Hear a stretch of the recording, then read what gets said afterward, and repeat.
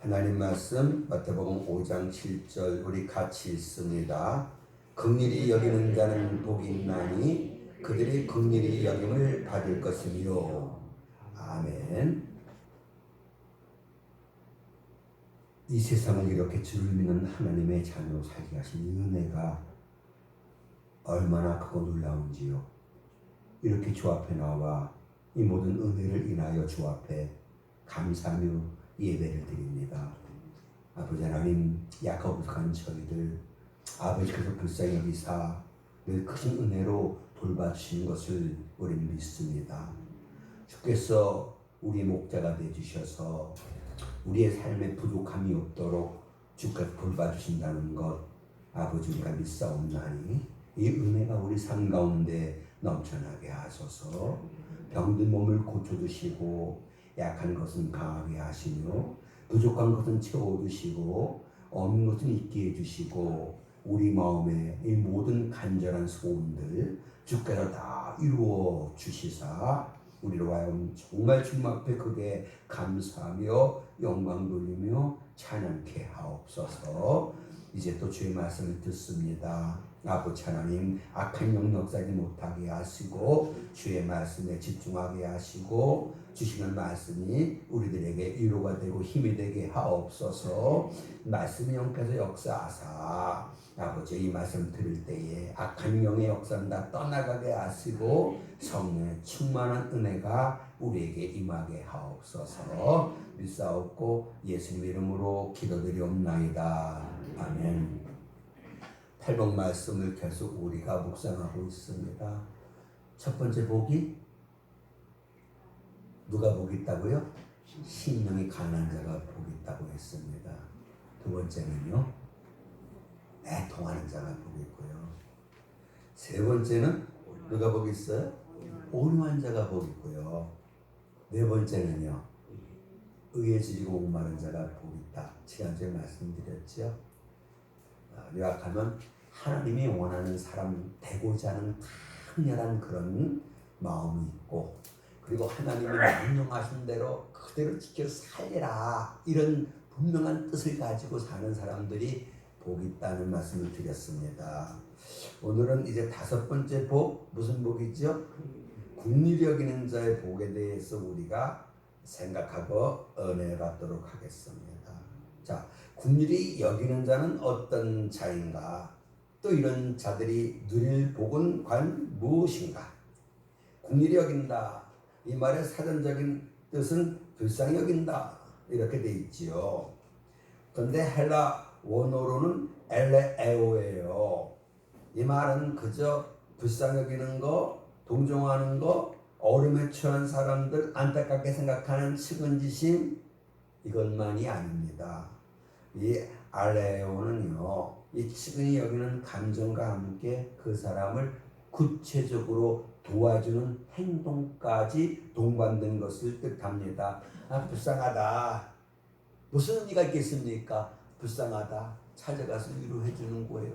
내가 너 뭐 도와줄까? 너 이거 내가 도와주면 되겠다. 그래서 구체적으로 그를 돕는 행위가 없다면 긍휼히 여기는 자가 아니다. 이 말씀이 되겠습니다. 야고보서 5장 11절 보시면 주는 가장 자비하시고 긍휼히 여기시는 자신이라 이렇게 말씀하고 있습니다. 이렇게 하나님은 긍휼이 많으신 하나님이에요. 자비하신 하나님이에요. 상할 때도 꺾지 아니하시고 꺼져가는 심지도 끄지 아니하시는 이렇게 긍휼이 많으신 그 하나님이 우리들에게 긍휼을 나타내주셨는데 무엇보다도 예수 그리스도의 이 십자가만큼 하나님의 긍휼을 잘 나타내는 것도 없지요. 죄로 인하여 형벌을 받게 되었습니다. 하나님과의 관계는 파괴되고 우리 인생은 지은 죄로 말미암아 저주와 고통 가운데 살게 되었습니다. 그런데 이런 우리 인생들을 하나님의 긍휼히 여기사 구원하시기 위하여 예수님이 이 땅에 오셔서 십자가에 못 박혀 죽으셨지요. 이렇게 하나님은 하나님의 이 긍휼을 예수 그리스도의 십자가를 통해서 우리에게 분명히 보여주셨습니다. 예수님의 십자가 물론 죄에 대한 철저한 형벌인 건 틀림이 없습니다. 그러나 그와 함께 우리 죄인들을 향한 하나님의 끝없는 그 긍휼을 보여주신 사건이다. 이렇게 우리가 이해를 해야 합니다. 물론 예수님은 공생기간 동안 많은 병자들을 치유하여 주심으로 긍휼을 베푸셨습니다. 그러나 이 십자가를 지심으로 죄를 용서해 주신 것보다 더 큰 긍휼은 없습니다. 영 죽을 수밖에 없는 우리 죄인들을 대신해서 십자가 지고 피 흘려 죽으신 것, 이보다 더 큰 긍휼의 사건은 없습니다. 이런 하나님의 긍휼하심이 있었기 까닭에 제가 그리고 여러분들이 영원한 형벌로부터 구원을 얻을 수가 있었습니다. 이런 하나님의 긍휼하심이 있었기 까닭에 하나님 앞에 별로 선하게 살지도 못하고 하나님 영광도 드러내지 못했지만 우리들에게 하나님의 은혜가 여전히 주어진다는 거, 이걸 우리가 믿어야 될 줄로 믿습니다. 얼마나 감사합니까? 하나님이 긍휼하심에 그런 하나님이 아니시라면 저 여러분들은 이미 이세 사람들 아닐 거예요. 그런데 이렇게 하나님은 긍휼이 크심으로 아무것도 없는 우리를, 그 뜻대로 살지 못한 우리를 여전히 사랑으로 돌봐주신다는 거, 이게 얼마나 큰 은혜입니까? 이런 은혜가 넘쳐날 수 있기를 주 이름으로 축원합니다. 우리가 아는 대로 하나님은 이스라엘 백성들을 애굽 종살이에서 구원해 주셨습니다. 홍해가 나셨잖아요. 구름 기둥 불 기둥으로 인도해 주시고요, 만나 매출하게로 먹여 주셨습니다. 입고 있던 옷이, 신발이 40년 동안 닳지 않도록 해줬어요. 또 반석에서 샘물나게 해줬지 않았습니까? 또 가나안 땅을 주셨어요. 얼마나 큰 복을 이스라엘 백성들이 받았습니까? 그런데 이들이 늘 하나님을 대적합니다. 하나님을 원망합니다. 애굽으로 돌아가자. 또 금송아지를 만듭니다. 그래서 하나님께서 어쩔 수 없이 사랑의 매를 드시잖아요. 그때 그들은 또 정신 차려 하나님 앞에 돌아와 우리가 잘못됐으니까 용서해 주세요 하지요. 그럼 하나님 또 용서해 주셔요. 사상해 보세요. 그런 것이 계속 반복되고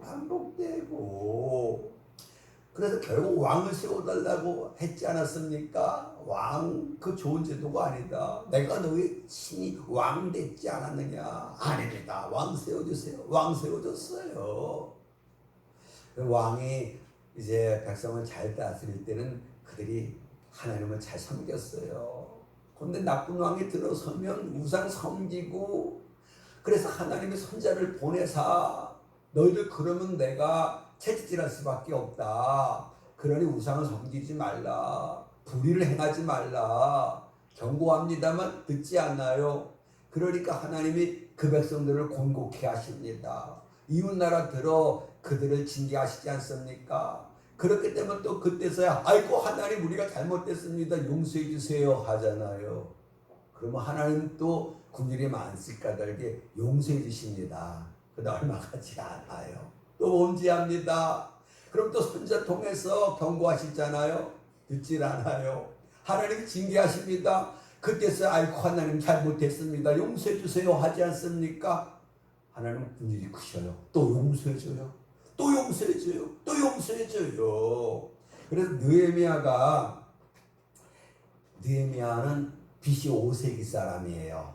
그러니까 이스라엘이 결국 바빌론으로 인해서 멸망받고 포로 생활 하던 중 70년 차서 다시 돌아와가지고 성전 건축하고 뭐 그랬던 이제 총독이며 선지자가 느헤미야 아닙니까? 그가 과거를 돌아보면서 이런 고백을 하는 거예요.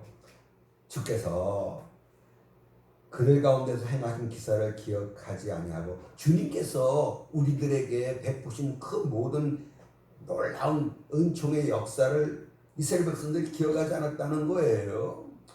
목을 굳게 하고 회복하여. 그래서 어떻게 했어요? 한 우두머리를 세우고 그 종들들 땅으로 돌아가자고 했다는 거예요. 기가 막히지 않습니까? 그런데 주님은 용서하는 하나님이시라 그들을 용서해줬다는 거예요. 긍휼히 여기시고. 그들을 버리지 아니하셨다는 거예요. 그 후에도 계속 사사기 시대 때에 열왕기 시대 때에 계속 이렇게 이스라엘이 하나님을 배반했지 않았습니까? 그런데도 주님은 여러 해 동안 참으셨다는 거예요. 그 선지자들을 보내서 그들을 경계하셨는데도 듣지 않았다는 게 이스라엘 백성들이. 그래서 하나님이 징계하셨잖아요. 이웃나라에게 이스라엘 넘겨줬잖아요. 그런 가운데도 주님은 크신 긍휼로 아주 멸하지 아니하시고 버리지 아니하셔서 다시 돌아오게 하시고. 왜요? 왜 이렇게 하셨어요? 하나님은 불쌍히 여기시는 하나님이시다라는 거예요. 그래서 지금 하나님 우리를 불쌍히 여기사 바벨론 종살이 끝내고 이렇게 고국 팔레스티나로 돌아오게 했으니 어떻게 하자? 이제 우리 절대로 하나님 배반하지 말자. 절대로 하나님 떠나지 말자. 오직 하나님만 섬기자. 이런 니에마의 권고에 이스라엘 백성들이 가슴을 치며 통곡하면 맞아 이제 우리 절대로 주님 배반하지 말자 했는데 배반해요 또. 그래서 결국 로마의 지배를 받는 거 아니겠습니까? 이걸 우리가 아시고 그럼에도 하나님은 이스라엘에게 소망을 주셨어요. 결국은 하나님 이스라엘을 구원하시겠다 약속해 주셨고요. 지금도 이스라엘 가운데 이스라엘 백성들 가운데 예수 믿는 사람들이 점점 늘어나고 있다는 거. 그리고 이제 그렇게 되고 나서 이스라엘이 복음을 받아들이고 나서 어떻게 됩니까? 예수님의 재림이 있을 것이다. 성경은 그렇게 말씀을 하고 있습니다. 어쨌든 이렇게 하나님은 자비와 긍휼이 크신 하나님이에요. 이 긍휼함을 제가 입었고 여러분들이 입었어요. 이 긍휼하심의 은혜를 받은 우리들은 어떻게 합니까? 이 긍휼을 다른 사람들에게 베풀어야만 합니다. 이것이 긍휼함을 입은 하나님 백성의 마땅한 의무라는 걸 우리가 믿어야 합니다. 마태복음 18장 21절 보시면 베드로가 예수님에게 묻습니다. 예수님, 형제가 내게 죄를 지었을 때 몇 번이나 용서하면 되겠습니까? 7번까지 하면 되겠습니까? 그 물음에 예수님이 뭐라고 말씀하지요? 7번뿐만 아니라 70번씩 7번이라도 용서해줘라 이렇게 말씀하시면서 그 유명한 종의 비유의 말씀을 해주셨지요. 하늘나라는 종들과 계산하려는 왕과 같다는 거예요. 이제 신하가 끌려왔어요. 1만 달란트를 빚진 종이거든요. 왕은 그 종에게 네 몸을 팔아라, 네 아내를 팔아라, 네 자식들을 팔아라. 그리고 네가 가진 모든 재산을 팔아서 빚 갚아 명령한 거지요. 그러자 종은 왕에게 바짝 엎드려 조금만 참아주세요. 그러면 다 갚아드리겠습니다. 간청을 합니다. 왕이 보니까 불쌍해요. 그래서 빚을 모두 탕감해주고 놓아준 거 아니겠습니까? 얼마나 신납니까? 돌아가던 길에 자기에게 100데나리온 빚진 동료를 만나잖아요. 멱살 붙잡고 너 왜 빚 안 갚어? 빚 갚으라 그러는 거예요. 그러니까 사정해요. 조금만 기다려줘. 내가 갚을게. 안 돼? 하고 옥에 가둬 버린 거예요. 다른 동료들이 그거 보고 불쌍하잖아요. 그래서 이제 임금에게 찾아가서 임금이 이런 일이 있어요. 왕이 화가 났어요. 그놈을 당장 끌고 와라. 그러고 하는 얘기가 뭡니까? 내 이놈, 내가 간청하기에 내 모든 빚을 내가 탕감해 주지 않았느냐? 이렇게 내가 너를 불쌍히 여긴 것처럼 너도 내 동료를 불쌍히 여기는 것이 마땅하지 않느냐? 그리고 다시 옥에 가뒀다는 거예요.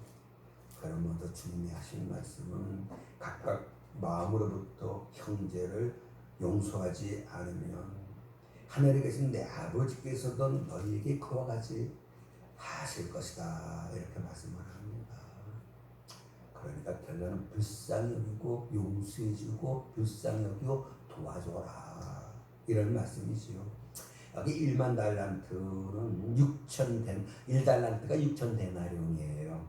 1만 달란트는 6천만 데나리온인데 한 데나리온은 우리가 아는 대로 노동자의 하루 품값 아니겠습니까? 제가 계산해 봤어요. 10만 원만 계산해 보자. 일당 10만 원. 1조입니다. 1조 원. 이건 뭡니까? 갚을래야 갚을 수 없는 엄청난 금액이 라는 얘기잖아요. 그러니까 하나님 앞에서 자기 힘으로는 결코 청산할 수 없는 거대한 비들진 죄인들, 이게 사실 우리의 모습입니다. 그런데 백달러는 결국 1,000만 원 정도예요. 야, 1조 원을 내가 용서받았어요. 탕감받았어요. 그랬다면 얼마나 기쁩니까? 얼마나 감사합니까? 그까지 1,000만 원이 될 수 있겠느냐 하고 용서해 주어야 된다는 거. 그거는요, 아니 내가 1,000만 원 아쉽지, 그거 있으면 뭘 우리가 하나 마련할 수 있을 텐데 할 수 있겠습니다만, 그러면 안 된다는 거예요. 사람이라면 그러면 안 된다는 거예요. 우리가 하나님께로부터 받은 은혜와 사랑과 복을 정말 우리가 안다면 어떻게 이웃에게 아은해 갈 수 있으며 어떻게 이웃에게 동정을 안 베풀 수 있겠느냐, 어떻게 이웃을 긍휼히 여기지 않을 수 있겠느냐, 이런 말씀을 주께서 하시는 겁니다. 야고보서 2장 13절 보시면 긍휼히 행하지 아니하는 자에게는 긍휼이 없는 심판이 있으리라 이렇게 말씀을 합니다. 네가 남을 긍휼히 여기지 않으면 나도 너를 긍휼히 여기지 않겠다. 뭡니까? 은혜 주지 않겠다 이 얘기예요. 은혜 없이 우리는 못 살아요. 바울이 고백한 대로 나의 나된 것은 하나님의 은혜입니다. 우리는 공로 없잖아요. 우리가 주 뜻대로 살아요? 우리가 순종합니까? 주 앞에 영광된 삶을 삽니까? 어느 정도인지는 몰라도 하나님의 기대치에는 훨씬 못 미친다는 거 우리가 알잖아요. 이런 우리에게 하나님의 긍휼하심에 그런 은혜가 없다면 우리는 망합니다. 우리는 죽습니다. 무슨 공로가 있습니까? 내세 것이 뭐 있습니까? 그럼에도 주님이 우리와 함께 하시고 우리를 도와주시는 거는 하나님이 우리를 긍휼히 여기시기 때문이라는 사실을 우리가 깨달아야 될 줄로 믿습니다. 그래서 이런 하나님의 긍휼하심의 은혜 때문에 우리가 삽니다. 베드로전서 2장 10절이거든요. 베드로가 이렇게 고백을 합니다. 우리가 전에는 하나님 백성이 아니었다는 거 예수 믿기 전에는. 근데 이제는 하나님 백성이 됐다는 거예요. 전에는 긍휼을 얻지 못했다는 거예요. 근데 이제는 긍휼을 얻은 자가 됐다는 거예요. 하나님 우리에게 베푸신 은혜가 있고 복이 있어요? 우리가 잘나서? 아니에요. 순종해서? 아니에요. 그저 하나님이 우리를 불쌍히 여기사 베푸시는 은혜였다는 사실을 우리가 깨달을 줄로 믿습니다. 이렇게 하나님의 긍휼하심의 은혜를 우리가 받았다면 우리는 반드시 이웃을 긍휼히 여기는 자가 되어야 합니다. 마태복음 9장 13절 보시면 이렇게 주께서 말씀을 하십니다. 같이 한번 읽어볼까요? 너희는 가서 내가 긍휼을 원하고 제사를 원하지 아니하노라 하신 뜻이 무엇인지 배우라. 나는 의인을 부르러 온 것이 아니요 죄인을 부르러 왔노라. 이 말씀은 예수님께서 세리 마태 집에서 식사하실 때 이 바리새인들이 예수께서 이 세리와 함께 한 자리에서 식사하는 걸 굉장히 못마땅하게 여기어 예수님의 제자들에게 비난합니다. 9장 11절이거든요. 어찌하여 너희 선생은 세리와 죄인들과 함께 잡수시느냐? 비난합니다. 당시 바리새인들은 세리와 여기 죄인은 천민, 하나님 율법 없이 사는 그냥 일반 백성들을 말하는 거거든요. 그들과 상종하지 않은 것이 하나님을 잘 섬기는 것으로 그렇게 그들이 생각을 했습니다. 그들과 함께하지 않았어요. 이런 바리새인들의 눈에 정말 이 세리와 그리고 이 죄인들이 불쌍한 생각 전혀 하지 않았다는 거예요. 이렇게 죄인들에 대하여 긍휼을 베푸지 않고 오히려 예수를 비난합니다. 이게 잘못됐다는 거예요. 그래서 내가 긍휼을 원하고 제사를 원하지 않는다. 이걸 너희가 알아. 무슨 말씀입니까? 제사 하나님 얼마나 기뻐하시는 겁니까? 근데 뭐 없는 제사? 이것을 긍휼히 여기는 그 마음 없는 그 제사, 그런 사람들의 제사 내가 받지 않겠다. 이렇게 말씀하는 거예요. 하나님의 사랑과 긍휼하심의 은혜로 우리가 구원받고 하나님의 자녀가 되었습니다. 예배하는 자가 되었다는 얘기지요. 예배는 이렇게 하나님의 긍휼과 사랑으로 구원받은 것 감사하여 드려지는 것이 예배지 않습니까? 그런데 이런 하나님의 긍휼하심을 통해서 구원받은 사람이 이웃에게 긍휼을 베풀지 않으면서 예배하는 것, 그거 나 별로 기뻐하지 않는다. 그런 예배는 내가 원치 않는다. 이 말씀을 주께서 하시는 겁니다. 귀담아 들으십시오. 하나님 말씀대로 살면서 주 앞에 드려지는 그 예배가 하나님을 영화롭게 한다는 것. 하나님 뜻대로 살지 않고 하는 예배는 하나님 앞에 그닥지 영광되지 않아요. 이걸 우리가 깨달을 줄 믿습니다. 누가복음 10장 26절 보시면 율법 교사가 예수님께 나와 질문하지요. 내가 무엇을 하여야 영원한 생명을 얻을 수 있겠습니까? 예수님께서 율법엔 뭐라고 기록되어 있느냐? 내가 그걸 어떻게 읽고 있느냐 하니까 20절 보시면 내 마음을 다하며 목숨을 다하며 힘을 다하며 뜻을 다하여 주 너희 하나님을 사랑하고 또한 내 이웃을 내 몸과 같이 사랑하라 하였나이다. 아주 큰 소리로 대답을 합니다. 예수님께서 내 말이 옳도다. 끝입니까? 아니요. 이를 행하라. 그러면 살라. 아는 것만 가지고는 별 의미가 없어요. 아는 것을 실천하는 자가 반드시 돼야 합니다. 이 말씀을 듣고 율법사가 자기를 옳게 보이려고 질문하잖아요. 내 이웃이 누굽니까? 이에 예수님께서 뒤의 말씀으로 대답해 주지요. 한 사람이 예루살렘에서 여리고로 내려가다가 어떻게 됐어요? 강도를 만납니다. 옷다 벗기고 매 맞고 거반 죽게 됐다는 거예요. 마침 그 곁에 제사장이 지나가다가 피하야 그냥 갔다는 거예요. 그 후에는 레위 사람도 역시 그거 지나가다가 그 사람 보고도 피하여 그냥 지나갔다는 거예요. 어떡하나 큰일 났어. 이제 곧 죽을 지경이 되는 거잖아요. 죽고 마는 거예요. 마침 그때 사마리아 사람이 지나가다가 그 강도 만난다를 보고 발견들어서 어쩌다 이렇게 됐냐고 보니까 상처가 심각해요. 그래서 기름을 바르고 포도주를 발라 소독을 하고 그리고 싸매주고 자기가 타고 가던 그 짐승에 태우고 가던 중에 여관을 만납니다. 그래서 거기서 이제 다시금 다시 이렇게 치료해주고 그 다음날 떠날 때 여관 주인에게 신신당부하는 거예요. 비용이 더 들면요. 제가 이제 이 일 보고 돌아올 때에 반드시 이제 그 지불하겠다고 그리고 2대다리를 준 거예요. 잘 돌봐달라고. 비용이 더 들면 내가 돌아오는 길에 갚겠다. 예수님께서 율법 교사를 쳐다보고 말씀했겠죠. 눈을 똑바로 보고 이 세 사람 가운데 너는 누가 이 강도 맞는 사람에게 이웃이 되어줬다고 생각하느냐? 질문하지요. 그러니까 율법 교사가 자비를 베푼 사람입니다. 대답을 하죠. 주께서 그 대답을 들으시고 하신 말씀이 뭡니까?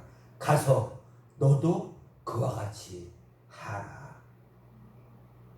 마음이 중요한 거 아니에요. 물론 그 마음이 있어야 되겠습니다만 어떻게 해야 돼요? 행하는 자가 돼야 돼요. 행함이 없는 믿음은 죽은 믿음이다. 영혼이 없는 몸이 죽은 몸인 것처럼 우리는 뭐 해야 될 텐데, 기도해야 될 텐데, 성경 읽어야 될 텐데, 주의를 지켜야 될 텐데, 이렇게 살면 안 되는데 그러고 끝나요? 안 돼요. 실천하는 자가 돼야 합니다. 빌립보서 4장 9절 너희는 너에게 배우고 받고 듣고 본 바를 행하라. 그리하면 평강의 하나님이 너희와 함께 하시리라. 행하라는 거예요. 행하는 자가 반드시 돼야 합니다. 여기 제사장도 레인도 그 사람 보고 못 본 채 그냥 지나간 까닭이 뭔지 아십니까? 레위기 21장 1절 3절의 율법 때문이에요. 시체를 만져 자기를 더럽히지 말라. 죽었겠지 뭐. 그리고 그냥 갔다는 거예요. 정말 이 강도 만난 자가 죽었는지 살았는지 확인하려는 최소한 노력도 하지 않았어요. 이 제사장과 레위인의 행위는 결코 정당화될 수가 없어요. 정말 이들은 절실히 도움을 요청하고 있는 사람에게 아무런 도움도 주지 않았다는 거예요. 이건 일반인으로서도 정말 백성에게 봉사할 직무를 맡은 제사장으로서도 용납할 수 없는 과오입니다. 만약에 사마리아 사람이 없었다면 이 제사장과 이 레위인은 그 강도 만난 자를 죽어가도록 방치한 죄를 범한 것입니다. 이들이 유대 종교 지도자들이에요. 말만 번지로 합니다. 주님께서 이들을 향해서 회칠한 무덤 같은 자들이다 책망했지 않았습니까? 무덤, 평토정한 무덤을 말하잖아요. 속에 시체를 묻고 위에다 회를 발라놨어요. 겉으로는 깨끗하게 보여요. 그런데 속에는 악독과 탐욕이 가득하다는 거 아니겠습니까? 중요한 건 마음이에요. 이 마음 속에 있어야 될 것 이게 없어요. 사랑이 있어야 되고 국률함이 있어야 되는데 이게 없어요. 의에 지리고 오만한 마음이 있어야 되는데 그게 없어요. 그것 때문에 속상해하고 마음 아파하는 자 그들이 복 있는 거 아니겠습니까? 그런데 있어서는 안 돼. 교만한 마음이 있지요. 음란한 마음이 있지요. 아주 악한 마음이 있지요. 그런데도 그걸 빼낼 생각을 하지 않아요. 가시나만 박혀도 얼마나 그게 아픕니까? 그 빼내려고 애를 쓰잖아요. 옛날에 생선 먹다가 목에 가시가 걸려갖고 정말 얼마나 힘들었는지 몰라요. 그냥 그 밥덩어리를 그냥 반찬 없이 꿀떡꿀떡 삼키고 빠져나가서도 있는 것 같더라고요. 한번 그렇게 생선 가시고 엄청 힘들은 적이 있어요. 그 다음부터는 생선 먹을 때 혹시 가시가 있지 않는가 그냥 눈에 불을 켜고 봅니다. 성도 여러분, 내 속에 있는 이 모든 더러운 것들 이거 여전히 가지고 살 작정입니까?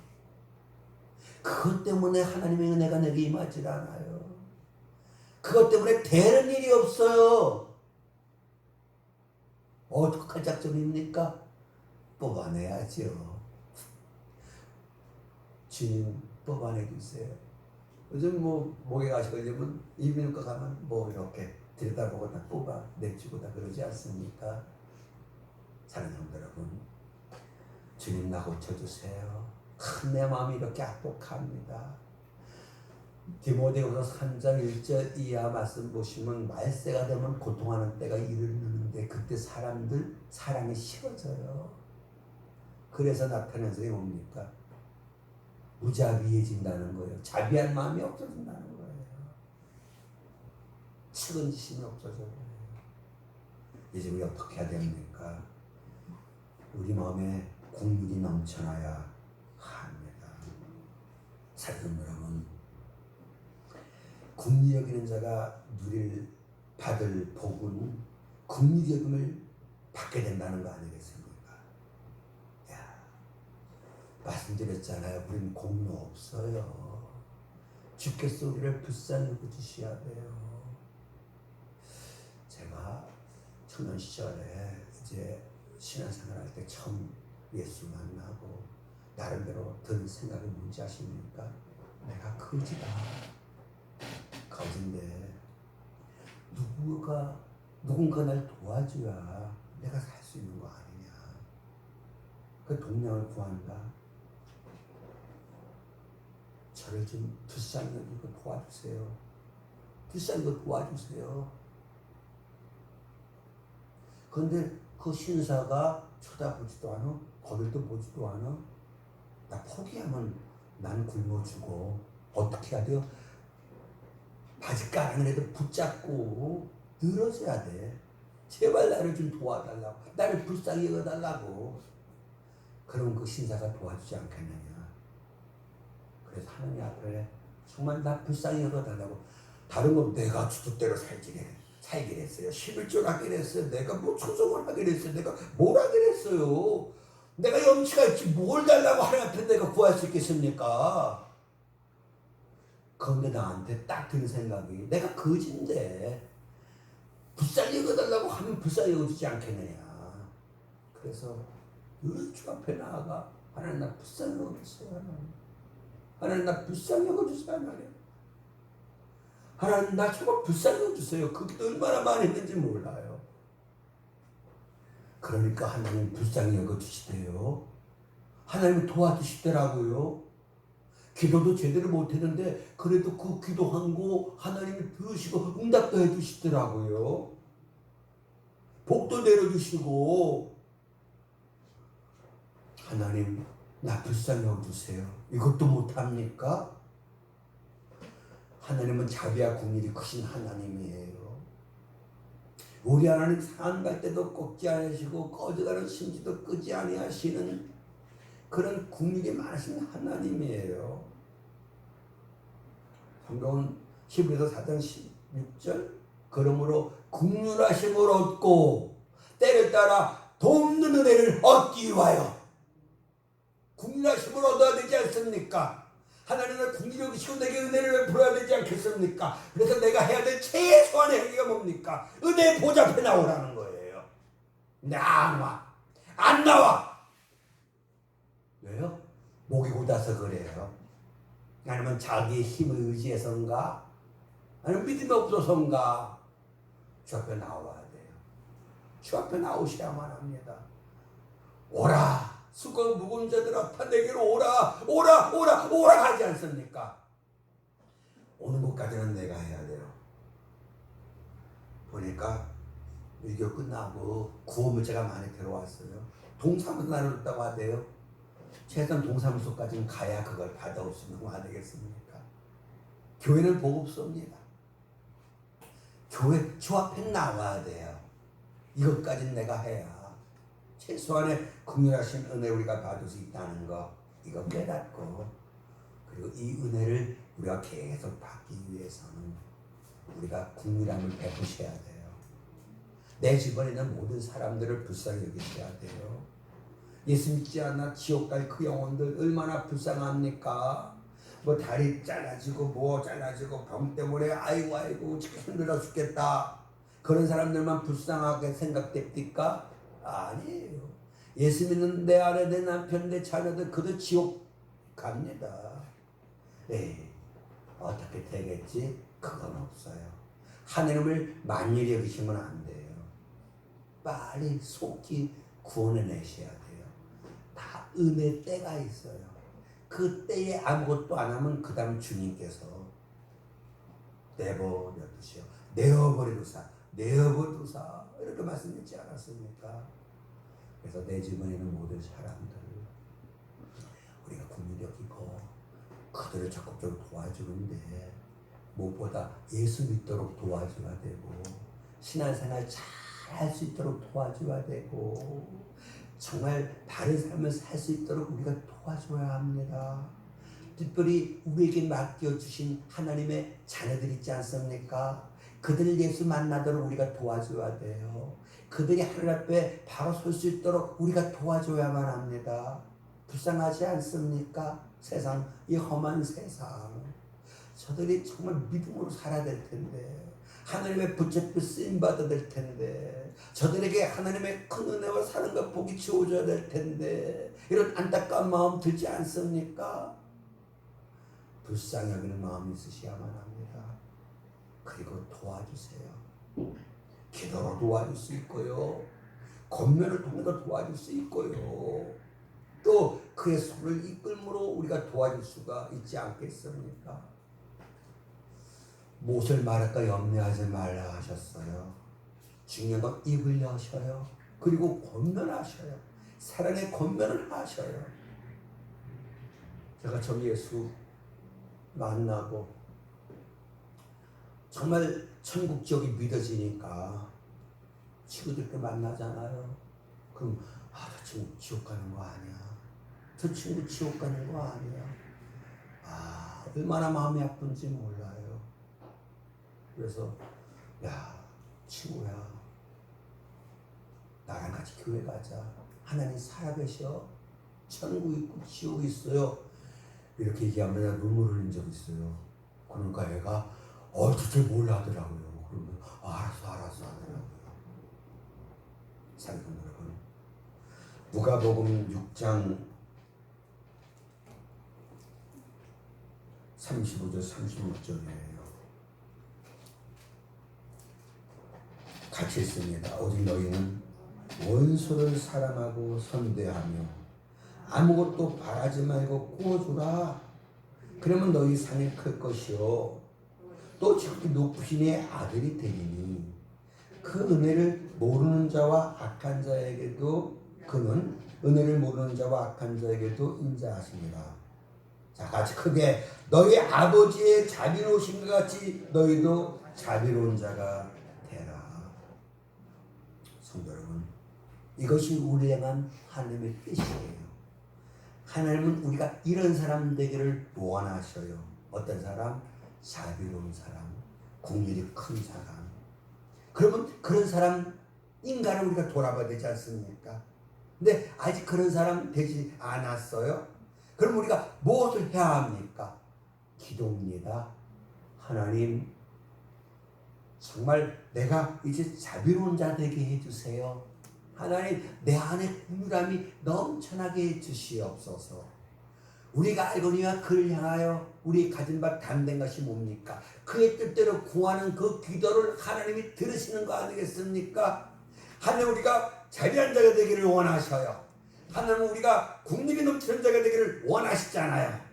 그러니 그런 사람 되게 해달라 하는 그 기도를 주님은 외면하지 않으시는데 문제는 그 기도가 우리에게 없다는 겁니다. 이래야 우리가 복을 받는 거 아니겠습니까? 이렇게 국률함이 넘쳐난 우리가 될 때에 우리 또한 국률함의 은혜를 받는 거 아니겠습니까? 그러면 우리는 기어코 우리 마음에 국률함이 넘쳐나도록 해야만 합니다. 그걸 누가 하나요? 하나님이 하시는 거 아니겠습니까? 성령의 열매 가운데 사랑의 열매, 그리고 선함의 열매, 양선의 열매, 이것이 국률과 관계가 있지 않습니까? 하나님이 해주셔요. 기도하시고 이제 모든 사람들 나 용서하시고 불쌍히 여기사 그들을 도와주고 그렇게 사는, 그래서 하나님 기쁘시게 해드리고 또 하나님 정말 크신 은혜와 사랑 복 넘치도록 받아 누리는 저와 성도는 될 수 있기를 주의 이름으로 축원합니다. 고마우신 아버지 하나님, 주님께서 우리가 어떤 사람 되기를 원하는지를 주 앞에 나올 때마다 우리가 깨닫습니다. 그리고 주님은 우리가 어떻게 살기를 원하시는지를 주 앞에 나 말씀을 들을 때마다 우리가 분명히 깨닫습니다. 그런데 그걸로 다 압니다. 아버지 하나님, 우리를 불쌍히 여기시어서 감동하사 이제 말씀 듣고 그 말씀 지켜 살게 하소서. 정말 이 세대를 본받지 말고 마음을 새롭게 함으로 이제는 변화받게 하옵소서. 어쩌든지 간에 예수 십자가 대속의 은혜로 구원받은 우리들은 그 은혜에 보답하고자 하는 마음 뜨거워지게 하사 이제 정말 하나님이 원하는 사람 되어 하나님이 원하시는 그 삶을 힘써 살아가게 하옵소서. 오늘 주께서 우리에게 또한 말씀하십니다. 난 너희가 이런 사람 되기를 원한다. 자비한 사람, 긍휼이 넘치는 사람. 알았습니다. 접수합니다. 그런 사람 되겠습니다. 아직 그런 사람 되지 못했는데 이제 기도합니다. 아버지 그런 사람 되게 해주시옵소서. 이제 정말 이웃을 긍휼히 여기고 긍휼을 베풀며 이웃에게 참사랑을 실천하며 우리 이웃들 예수 믿도록 그래서 천국 갈 수 있도록 적극적으로 도와주고 우리 이웃들 행복한 삶을 살 수 있도록 우리가 적극적으로 도와주고 이런 삶을 힘써 살아갈 수 있게 해주시사 하나님께 영광이고 우린 약속된 복 다 받아 누리게 하옵소서. 감사하옵고 예수님 이름으로 기도드리옵나이다. 아멘. 이제는 우리 주 예수 그리스도의 큰 은혜와 성령님의 감동감과 충만하신 은총과 하나님의 그 놀라우신 사랑과 긍휼하심의 은혜가 오늘 앞에 나와 예배하고 이제 나 주의 말씀 실천하는 자가 되리라 다짐하고 나가는 우리 모두 위에 영원토록 함께 하시기를 간절히 축원하옵나이다. 아멘.